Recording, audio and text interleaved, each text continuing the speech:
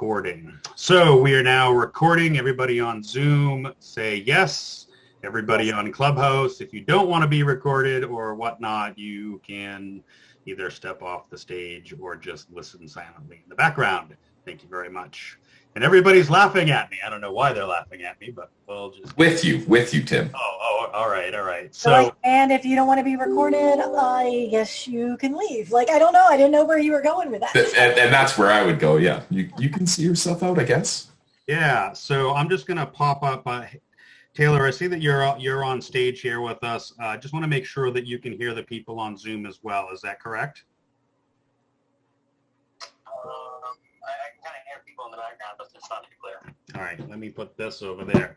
Hey, Jennifer, why don't you take a few seconds and introduce yourself? Yeah, for sure. So, and it's so funny because I can just barely hear myself through Clubhouse from my phone that I put 10 feet away. So the wonders of technology. So I'm Jennifer Bleam, and I am the Cybersecurity Sherpa. I work with IT pros all over the world to help them figure out their cybersecurity stack, and then the wonderful marketing and then sales of cybersecurity. So how do you position yourself as an expert in your community? How do you have that conversation with your clients who are typically small and medium-sized businesses who probably don't understand technology and certainly don't understand cybersecurity? So that's what I do. I help MSPs and VARs figure out how to penetrate their market with cybersecurity. Awesome. Thanks so much, Jennifer, for that introduction. For those of you that are listening in on Clubhouse, if you'd like to come up on stage, just go ahead and raise your hand. I'll be monitoring that as we go along. By way of introduction, I am Tim Golden. I am the CTO of Vital Tech Services, and in partner, oh, Dan's joining us. Great. So in partnership with Matt Taylor, who's on the Zoom call as well, we run the compliancyguys.com. We saw a need in the MSP community to have a better understanding of compliance, be it HIPAA or NIST or insert acronym framework here.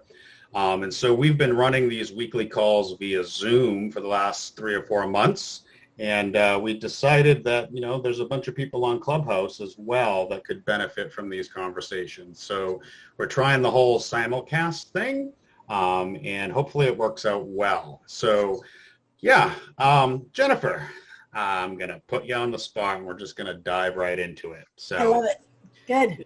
Yeah, so as Jennifer said, she's the sales and marketing guru when it comes to all of this stuff cyber. I want nothing to do with it. And so, each week we have a different sort of topic and whatnot. And this week is all about sales and marketing. So Jen, you want to just take a couple seconds, tell us a little bit more about your background, your program, the things that you do, and then we can dive into some very targeted specific questions. Yeah, for sure. So I come from pretty deep roots inside of the channel. My husband has an MSP right outside of Washington, D.C., and I did his sales and marketing for him for years. So if you name the guru, I have probably taken their course, learned their methodologies. So that is everything from Robin Robbins' Slippery Slope and Chartech Sales Lab and Gary Pica's True Methods. I have done all of those, taken notes through all of those, learned from them. And then when I shifted over to the vendor side, very, very long story short, I was presented with this option to basically reinvent myself in a clean slate.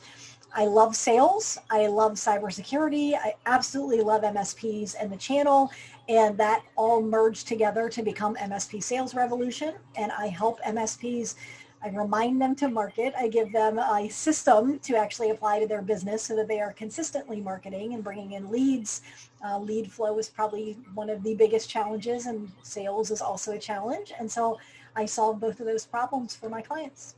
That's awesome. Thank you so much. And so, yeah, as I mentioned before, the whole sales and marketing piece, not my shtick. That's why I have a Trevor who's on Zoom with us here as well, taking care of all of that sort of lead generation and follow up and follow through, and brings me in on the end to talk all the acronyms that people don't really care about anyways. So I'd like to just start to dive into some of these questions. I'm going to start with, what are some of the biggest mistakes you see when it comes to selling security?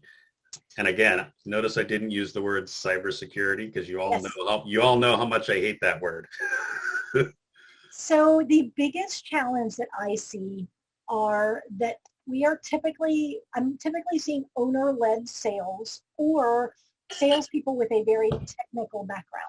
And what I see in both of those situations is that these are primarily men, but occasionally the woman who loves technology. They get excited by the bits and the bytes and the artificial intelligence and the rollback features of the bells and whistles that were sold to them by the vendors, right? The vendors sell to you based on the features.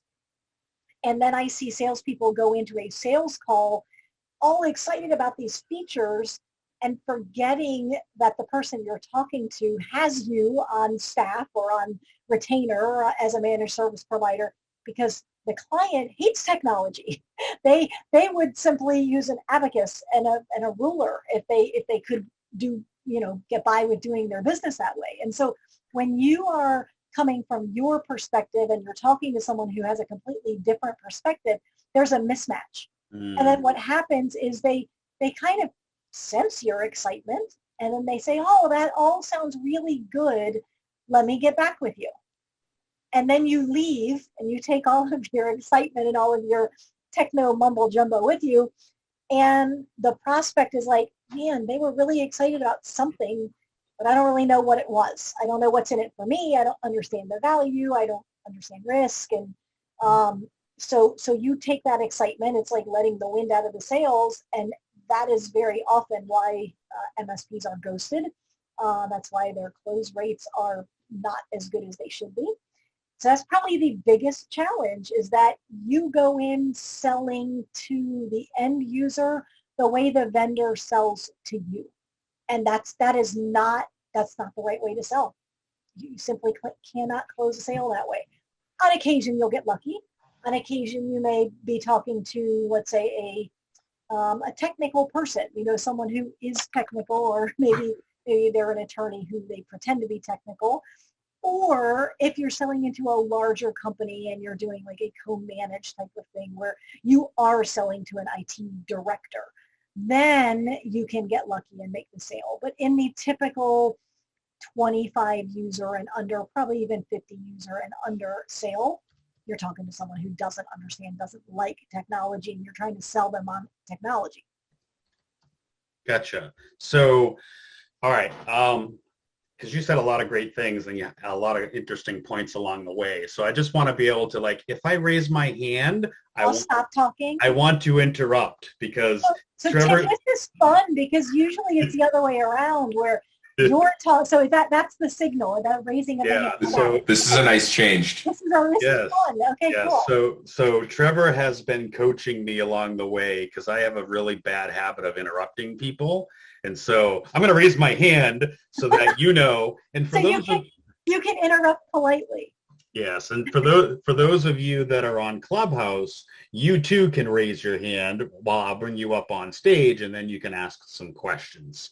So I just want to circle back around to what you were saying about, when I'm talking to a prospect. I mean, all of us here, both on Clubhouse and on Zoom as well, we're tech geeks. We've been in this field for so long. We, the acronyms, the bits, the bytes, the tools, the tech, the geek stuff, I'm sitting here looking at my 4 monitors with, HTOP running on one, putty on another, blah, blah, blah, all this really fun, cool stuff.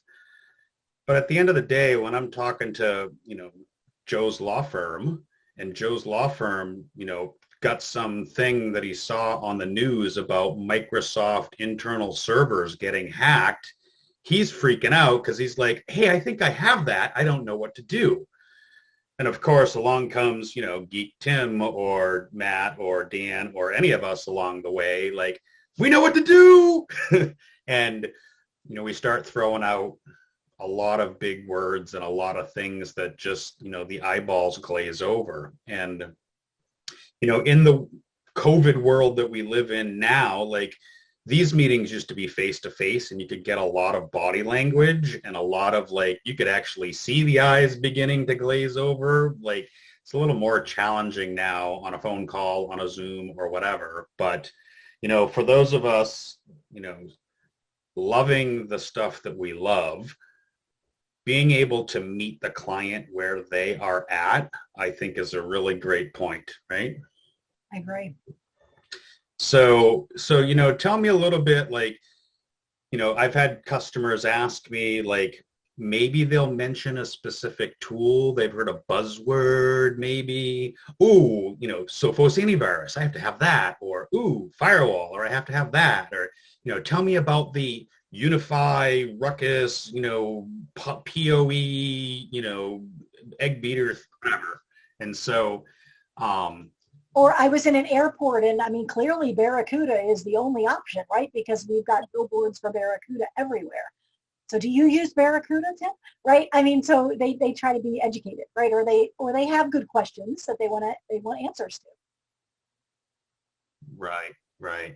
So just kind of bouncing back and forth, trying to manage both Zoom and Clubhouse and text and messages. Whew. I need a Trevor to moderate for me. No, you need a fifth monitor. That's what I'm hearing. I am monitoring in the back end too. Just about joining Clubhouse. Yeah. Anyways, so where were we at? We were talking about tools, tech, geek speak, and I think at least what I've seen is that a lot of MSPs start talking about the tools in the, oh my gosh, I bought, really fun tools compliancy thing. I bought, Joe Snuffy's, land scanner thing. And so I think you mentioned a little bit more about solutions than tools. You want to talk a little bit about that? Yeah, so the word itself, it's a solution, right? So it is solving a problem.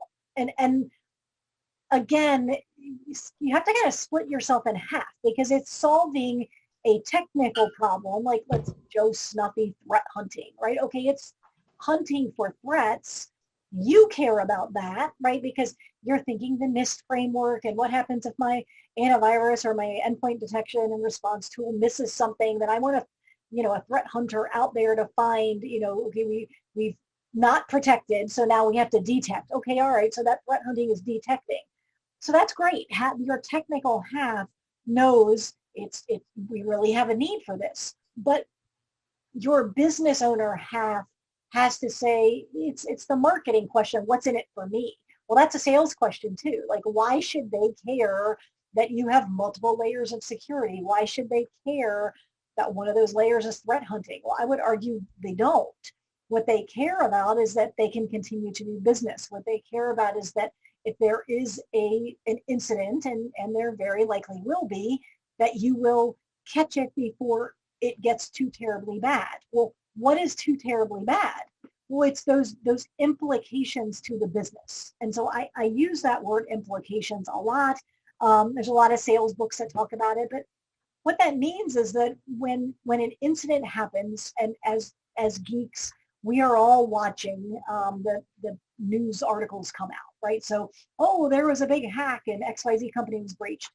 Well, the first day, they almost always, it's like they have a script, right? They almost always say, there was a breach, nothing happened, no data leaked, we're still investigating. And then usually about 2 or 3 days later, we see, well, it looks like some data might have leaked, but we're not sure, but we're pretty sure it was no employee data or client data, wasn't anything important. And then a week later, they're like, we're still cleaning things up. It might be worse than we thought. And every once in a while, it's probably 1 out of every 5 breaches, you'll get a really good article that's like a public interest piece. And they're interviewing the employees where this breach just happened, or they're interviewing the CEOs or the C-level.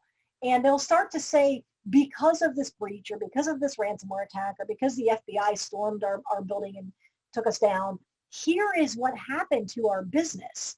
And that's what you want to listen for, because it's things that we would classify as downtime. But I would argue that even downtime is a relatively technical word. You need to explain what that means to the end user. So to the CFO, that downtime and that incident means you can't collect funds. You can't bill for funds. You can't send invoices. You can't track your time. If you're talking to an attorney, it might be, how are you going to know when to show up to what court case because you don't have your calendar anymore. It's gone. It got wiped out when we had to, start doing incident response work on your server, when we started cleaning things up and investigating and finding out what happened. So you can't even show up to your court case, and then you can't track your time, and now your client's mad at you because you didn't show up. And the office managers are really fun if you're talking to the office managers or the practice manager in the case of medical, because they are the detail-oriented people. They're the ones that as soon as you say, what are you going to do if you can't access your CRM? The CEO might be like, I don't know, we won't be able to access our database.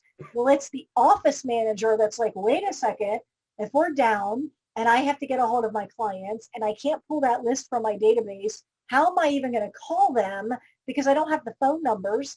And oh no, now I'm left with whatever I have printed, which probably isn't much, maybe some things saved to a cell phone, which also may not be much.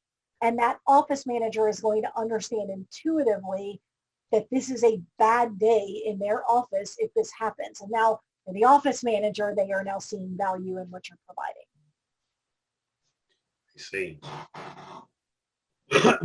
Interesting. So let me just check real quick. Does anybody on Clubhouse have a question so far? Just don't want to forget you guys and gals and people's over there. So if you do, go ahead and either mute and unmute or go ahead and raise your hand. I'll bring you up on stage. Anyone? Anyone? Taylor, can you hear me okay? Yeah, I hear you. Yeah, funny, it's a small world. I actually know Matt. Oh, you do? That's awesome. So you know Matt Taylor. Great. Matt works with us as I've known part him since high school. Wow, awesome. That's great. That's pretty amazing. That's pretty amazing. Yeah, So, that is something pretty interesting in the MSP, security world is that, while there's a lot of us doing it, there's a lot of us that know each other as well. So, I really love that community aspect of it. And this is why we have somebody like Jennifer here, because as part of the community, like, I want nothing to do with the sales, and Jennifer is a really great resource for us for this. So I appreciate that, that she's doing. But let me just go ahead and check real quick. Anybody else on Clubhouse? Ooh, I got somebody wanting to raise their hand. And let's see. And invite to speak. I did that right, hopefully. So there's a question in the chat from John for CMMC. How do we pursue clients? Is there a database companies search for or something along those lines? Jennifer, do you have any insights on that? So I don't know that there is a database. In this CMMC, we are starting to get outside of my wheelhouse, and that's why Fair, me too. Guys. So my immediate gut reaction was to potentially search for recently won contracts, or not even just recently, right? If they won a contract a few years ago, it's probably coming up for renewal in a year. Typically, if the companies have won a contract, they won more than one, right? So those are all companies that need CMMC related services. I don't think you can target them on Facebook. I doubt that you can target them on LinkedIn. So some of the digital marketing is probably not an option for this. Tim has an idea. Tim has his hand up. I'll call on you, Tim. It's your party, so this is great. I'm raising my hand like I'm supposed to. So yeah, that's a really great question. How do we pursue clients, right? So you see all these webinars that all these people are putting out, 300,000 contract, whatever. So there are a couple of things that you can do to try to narrow down a list of, before I even get into that, first and foremost, CMMC right now affects the defense supply chain. We all know that, right? So we all know, while it's not necessarily the Department of Ed or the Department of Health and Human Services and those industries having to follow CMMC yet, I guarantee it's coming. You've heard it here first. We know that it's those in the defense supply chain.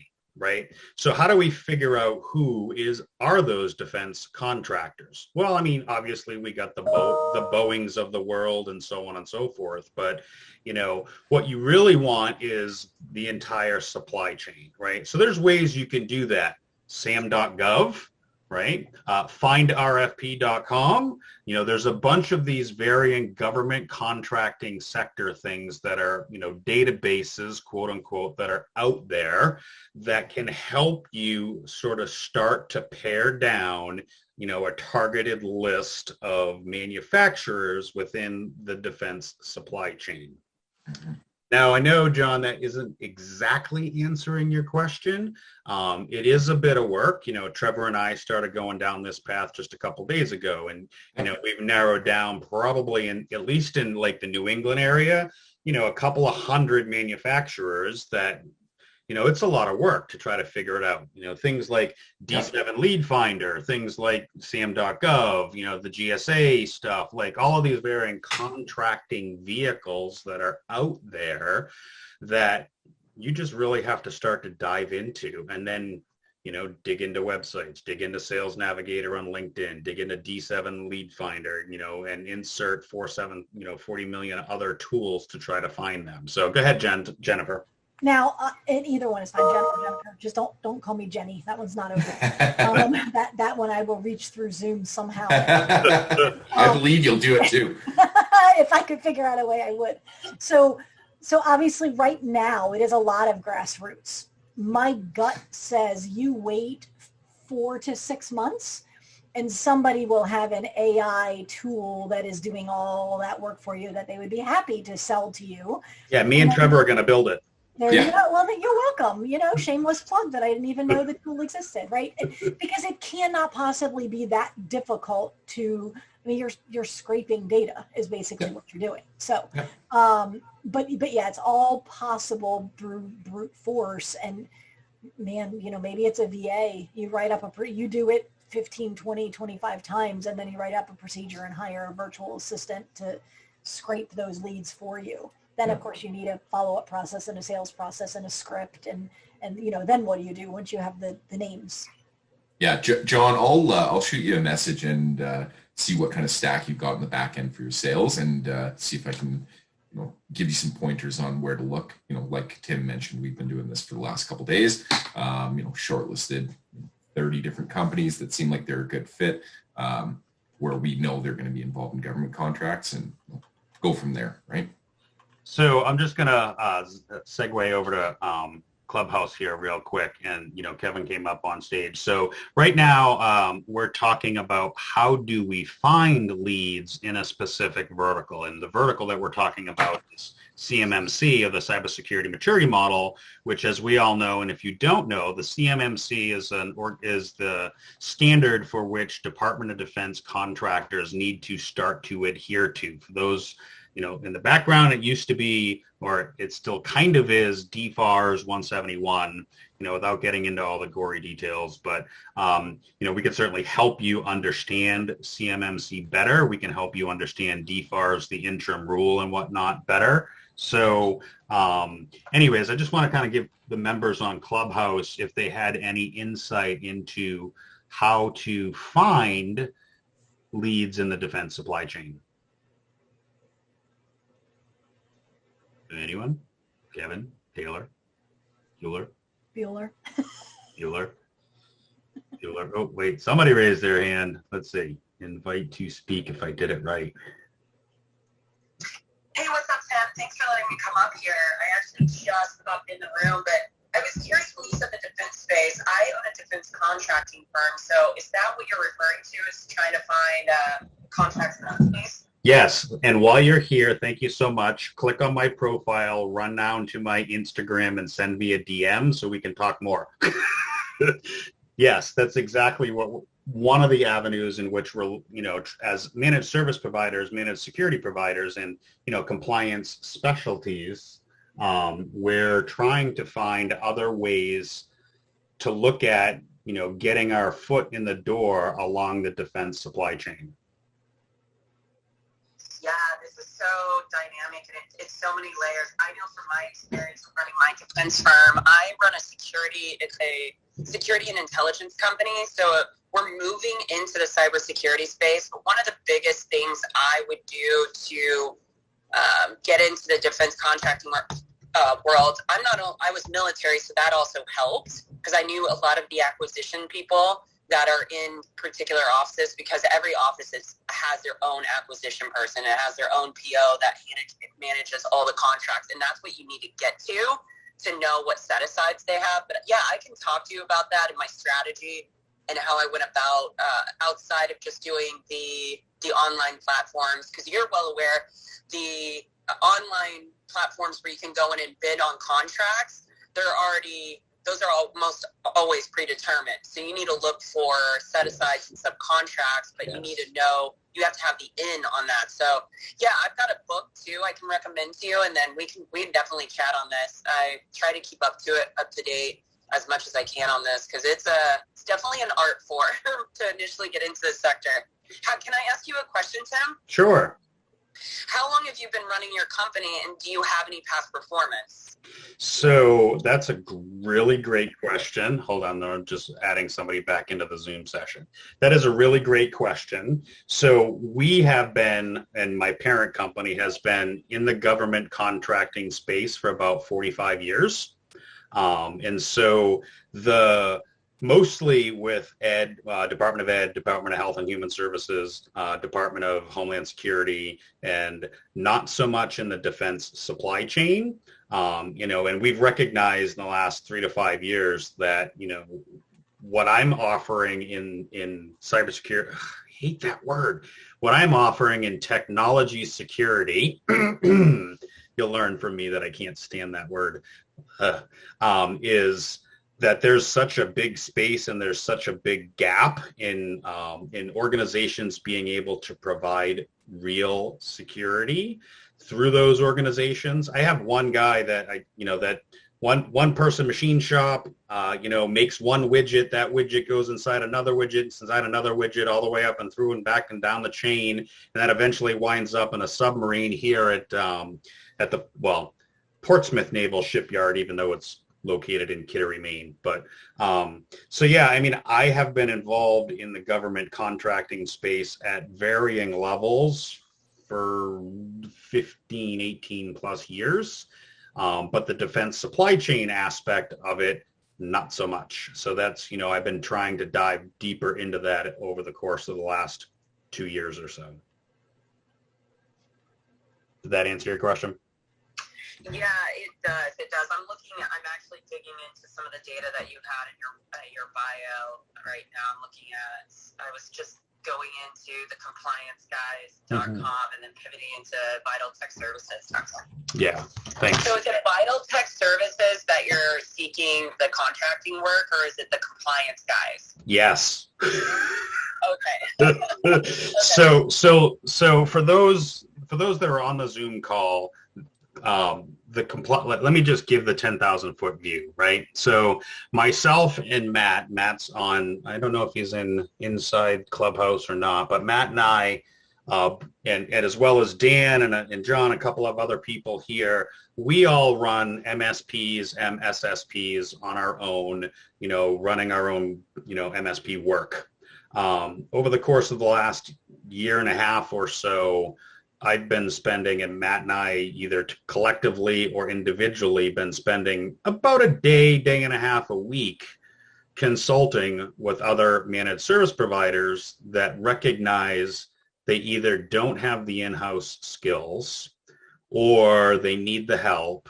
And again, I'm taking away from Jennifer because this is really all about sales and marketing, and I'm kind of sales and marketing the Compliancy guys. So yes, we have Vital Tech and Darkside Enterprises. We are MSPs, MSSPs, as well as, Dan and so on and so forth. We have a bunch of us that run our own businesses around MSP work.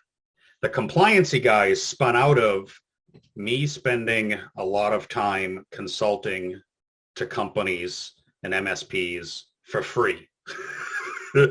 And about a month or two ago, we really, recognized like there is a need in the MSP and MSSP community. Let's just call them MSPs, too many acronyms. We just discovered that there was a need in the community for guys like myself, like Matt, like Paul, who's not with us here today, that have live and breathe this stuff day in and day out, to just have a really, targeted peer group, not just for accountability, but for, Dan, you could talk a little bit. Dan's been a member of our peer group that we've been running here for the last month and a half or so, probably 5 or 6 weeks. And week after week, guys like Dan and his company come in and Dan just asked me the other day, who do you use for cybersecurity insurance, right? And we've just discovered that there's a huge need in the community for experts in the field to help other people in the field. And oh, by the way, I shouldn't do it for free. Did that kind of give you a good enough background there, Jax? Yeah, that's helpful. That helps me kind of understand. Now, are these two companies, do you have your own contracting certifications for the compliance guy and the vital tech? Are they two different firms, or do they fall under each other? That's what I'm trying to figure out as well. So much of what we're doing will fall underneath vital tech. So right now I'm working towards an RPO with CMMC as a registered practicing organization, as well as becoming a CA, a CP and an RA. So we have our own accreditation specifically with vital tech. The Compliancy guys kind of spun out of that. And it's literally Gotcha. only been there for 5 weeks.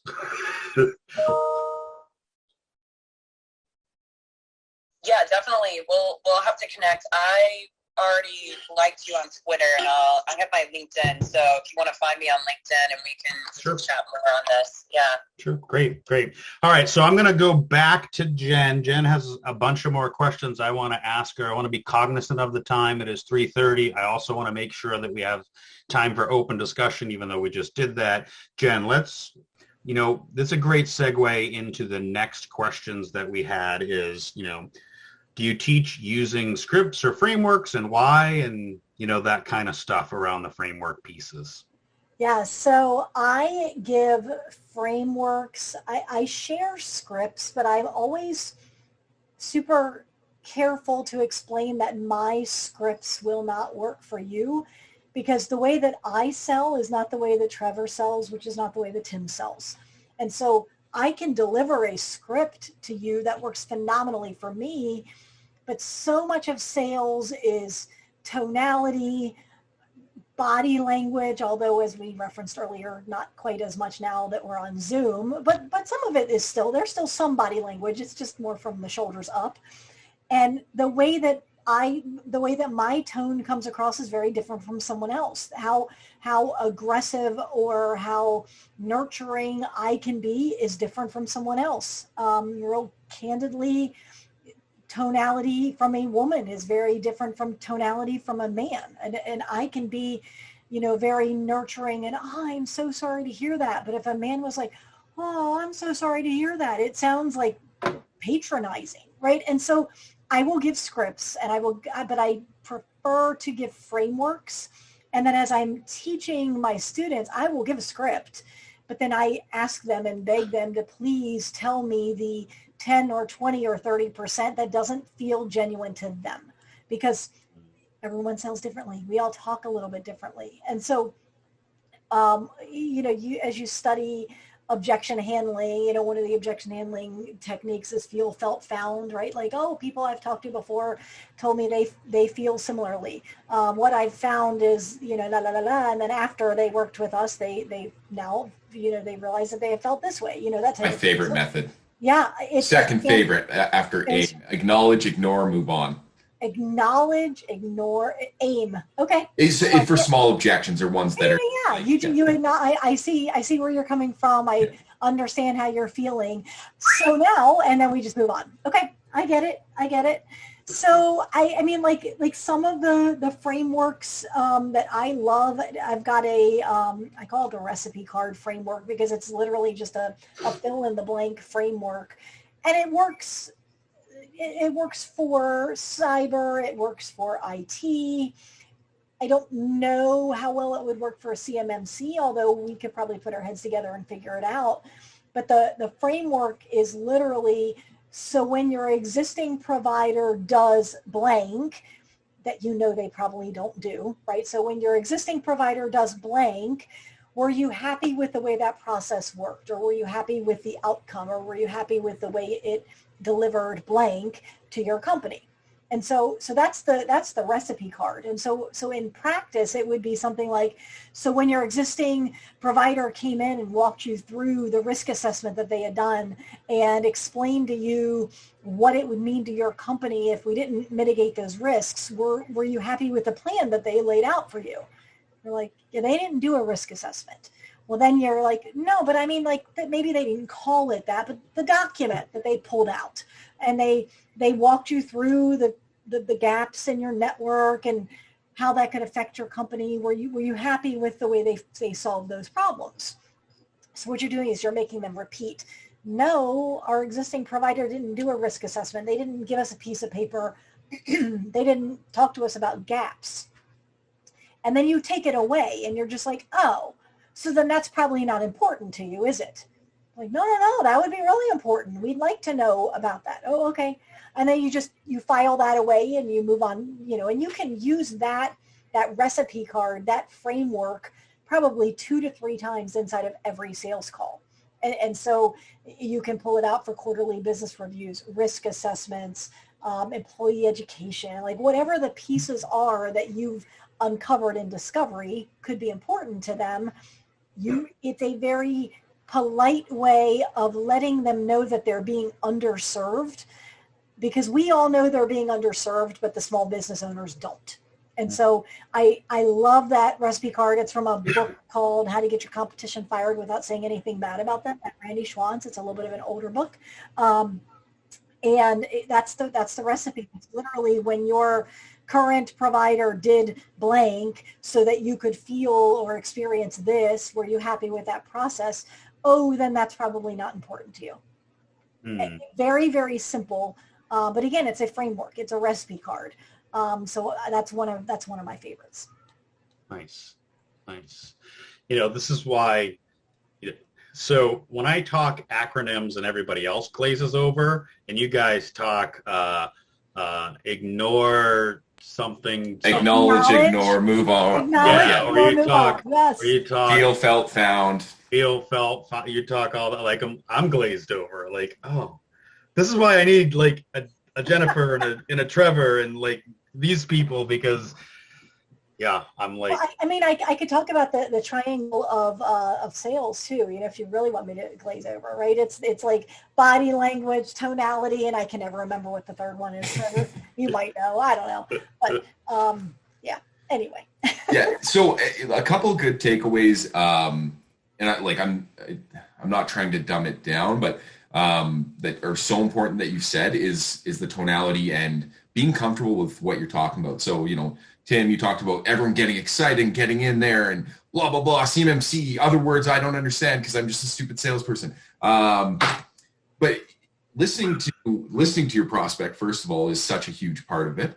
And then just talking back to them in kind, right? I've had prospects that swear with me, not at me, well, at me too, but with me, right? And I'll respond, or, they talk about drinking beer and you talk about that, right? So it's part of the mirroring set of things, but, just listening to them and talking to them in their language is so huge. And it's not something that you can say, okay, here's my script. And it's one of the reasons I hate scripts, right? Because you could say, okay, here's my script. And you talk to someone and they're like, well, actually, I have a background in IT, so why are you talking to me like I'm stupid? Or you have a very technical script, and they're like, I have no idea what you said, click, right? Or they're the prospect that wants to go off script, and now you're completely lost because, oh no, what do I do? Hold on, I'm flipping through my mental pages looking for what am I talking about now? Yeah, right? And just talking to people, right? And maybe that's hard for, Tim, I know that's not hard for you, but talking to people and listening, right? You've got 2 ears for a reason. Right? Yes, and it's so interesting. I was looking at this a couple of months ago. There used to be a statistic that said that these in a sales conversation, the salesperson should talk 20% of the time, and the prospect should talk 80% of the time. Which, right. As a salesperson, I wish it was the other way around, right? But lately, those numbers have shifted. Now, they didn't shift as far as I would like them to, right? Because again, I'd like to be the 80 and let the prospect be the 20, and then just magically pull out their checkbook at the end of the sales call. But it is closer to 60-40. So it's just a good gut check that when you walk out of, let's say, a discovery meeting, depending on what your sales process looks like, if you walk out of a discovery meeting, you should say, okay, did I approximately speak 40% of the time? Or did I speak 90% of the time? And it should be closer. You should be asking really good, open-ended questions. And like Trevor was saying, active listening, just repeating back to them. So what I'm hearing you say, and it sounds so cheesy if we were going to role play it. Oh, so what I heard you say is it's important to ask open-ended questions. So it feels so awkward in a webinar, but it works in real life. It absolutely works because we don't always hear it, right? So I heard you say you're concerned about your employees. No, I'm not just concerned. Like, I know they're stupid. Oh, well, that's very different, right? So by repeating back what I heard you say, which is active listening, is very important. It helps the prospect feel heard. You've got the bonding and rapport that you've got going on. You're starting to develop a relationship. They feel like they can trust you. That's the other thing that's interesting from a psychology standpoint, the psychology of sales, is that if you as the salesperson are talking more than the prospect, they automatically distrust you. And we've all kind of experienced this. Like, I know as a woman, I've experienced this. I'll go out with a girlfriend and she's having a tough time, and all I have to do is ask one or two questions, and she just completely opens up about her life story, and all I do is listen. And I just sit there for, an hour and a half, and I just listen. And then invariably we're leaving, and she's like, "Thank you so much for your advice." And I'm like, I didn't say a word. But she feels connected to me. She feels like I care. And so don't overlook that bonding thing as just being a fluffy sales tool. You have to have a relationship. People have to know you, like you, and trust you in order to buy from you. And the best way to do that is to lean in, physically or emotionally, and hear what they're saying. Yeah. Yes. Yeah. So as Tim leans in, those of you on Clubhouse can't see his this is me chin leaning just in. bumped his camera almost. This is me leaning in. So, some of the stuff, like, I've been picking up a lot along the way as far as like the whole sales stuff. One of the things, or one of the coined terms that I hear is know, like, and trust. Right. I've had clients of mine that have been my clients for 10 or 15 years.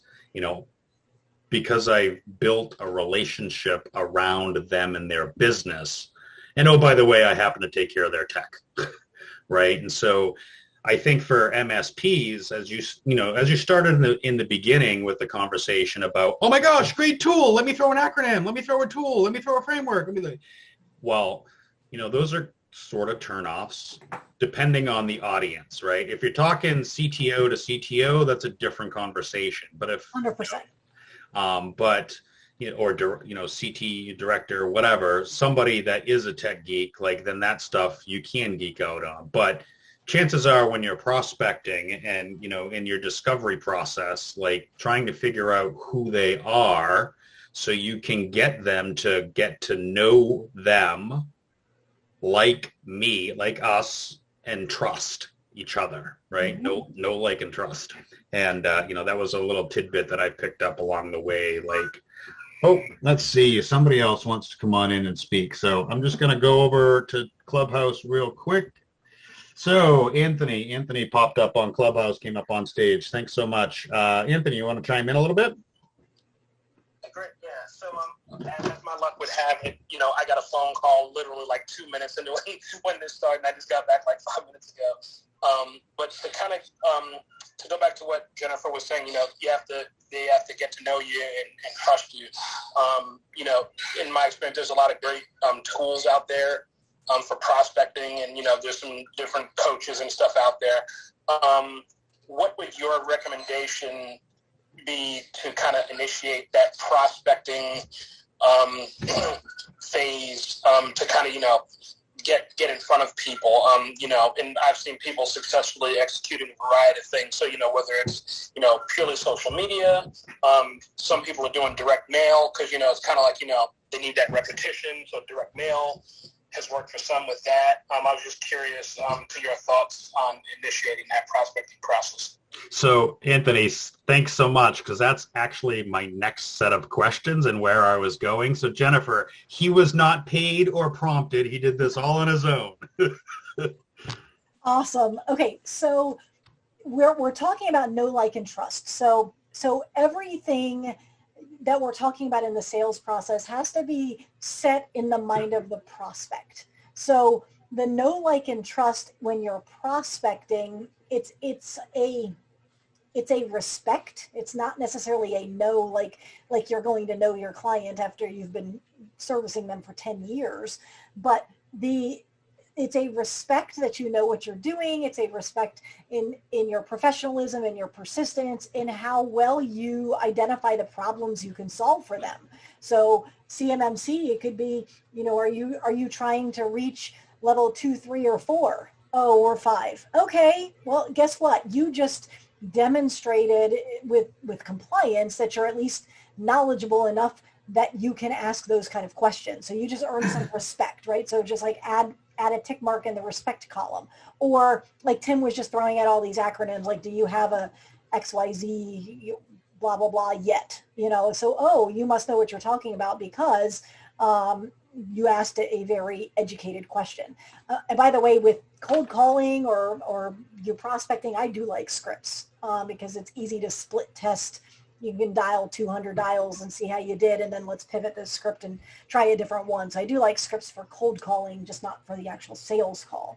So your question is, when prospecting, what's the best way to create that know, like, and trust? So the trust is going to come from asking good questions. The know is probably going to be things like your social media. That's how you get to know a stranger, is seeing their social media content, seeing what they're posting on LinkedIn or Facebook, or if they have a YouTube channel, or if they have a Facebook community.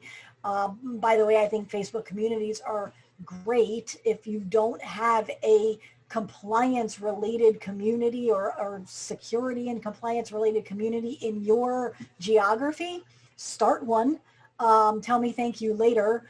And you will then position yourself as the expert, because you're going to start to bring people in. You can ask them what their biggest question is around achieving compliance. You can gather all kinds of information on those individuals and then answer their questions. You do a weekly or a biweekly Q&A.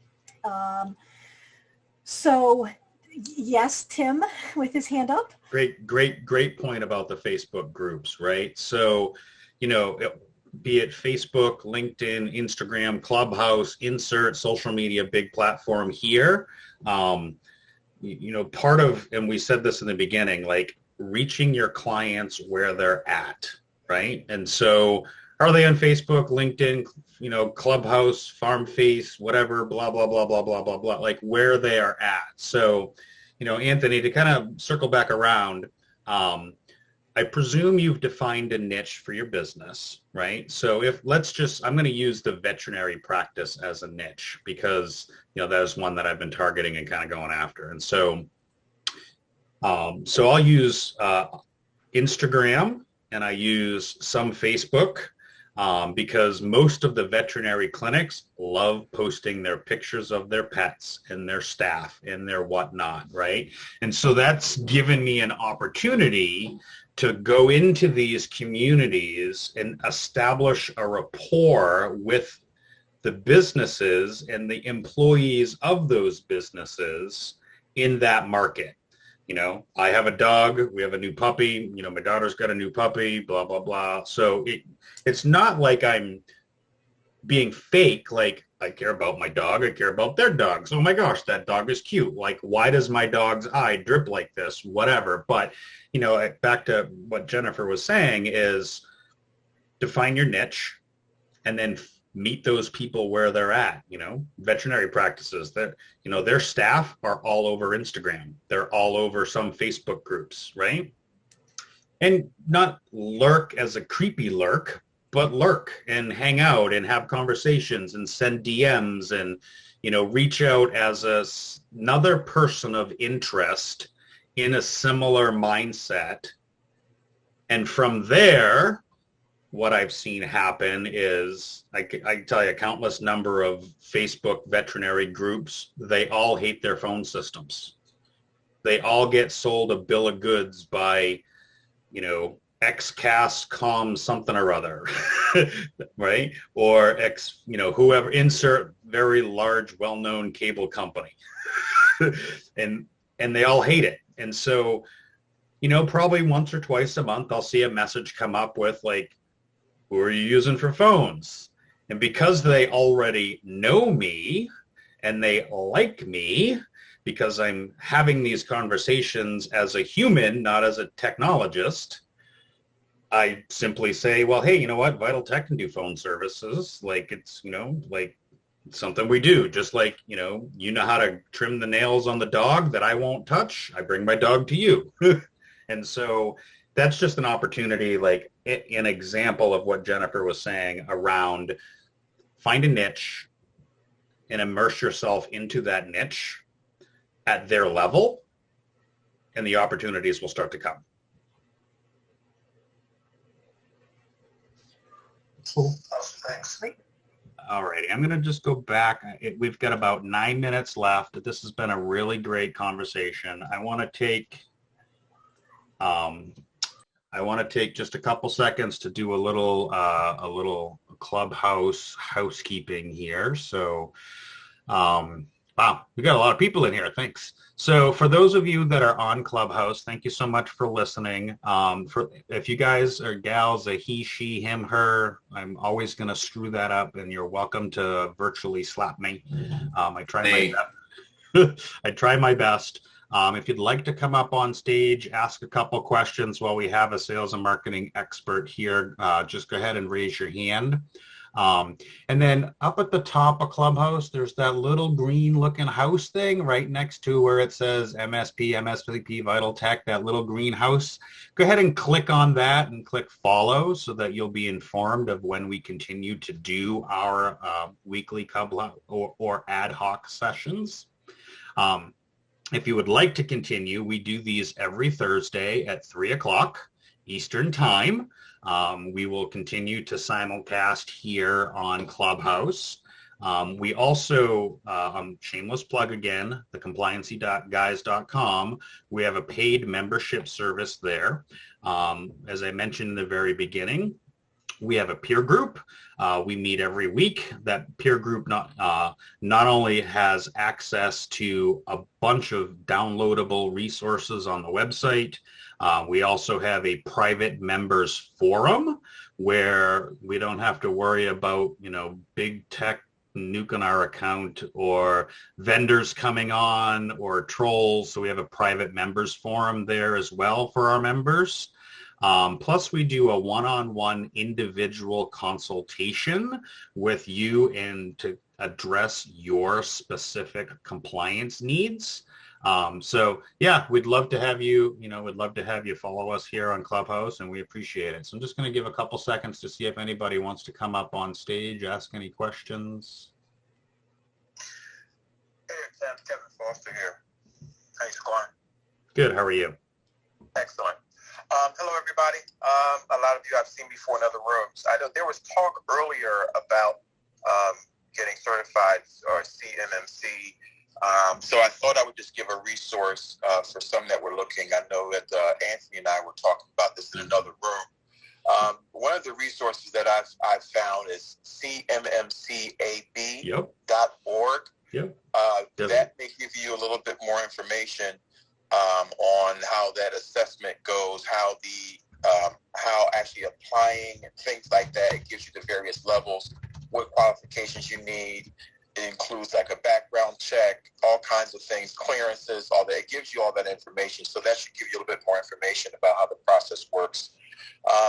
With regard to to Jennifer speaking today, it was very informative. Finding leads. I'm actually in the beginning stages now of getting my consultancy spun up, and one of the things that I've been trying to do is to find my blue ocean. And I was thinking that this would be it as far as, regulatory compliance things. So I've spoken with a number of people who have talked about that. And I was just trying to get from you, and you gave some very good tips, some of the ways that you can get those leads, or, or at least get in the ballpark as far as talking to organizations that can, green light you and give you that contract. So with as far as closing the deal, I know we only have a few minutes left, but do you have any tips in regarding closing those sales once you get that good lead? Kevin, I'm done speaking. Again, I didn't pay them to ask the right questions, so.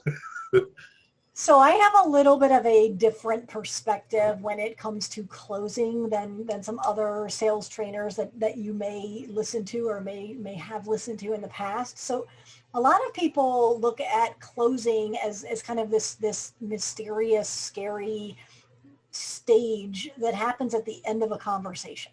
Sandler talks about the submarine, and it's like you slam the door to all of the other compartments, and now we're standing in the close stage.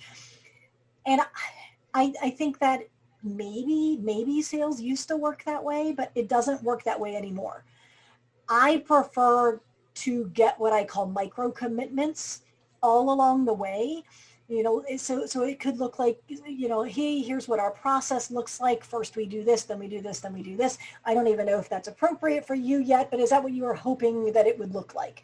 And when they say yes, that is a micro commitment. If they're at point A when you start talking to them and you need to move them to point Z in order to close them, again, this magical word, then this is not like a number line where you can jump from A to Z without incremental steps. So what does that journey need to look like in their mind? And so part of it might be understanding your process. And is that what you wanted it to look like? Yes. Okay, perhaps you work in separate project phases, and once you get to the end of phase 1, you decide if you want to move into phase 2. You, the prospect, were you hoping that that's how it would work, or were you wanting to just pay for the whole thing up front? No, we like the project thing. Okay, great, that's how we work.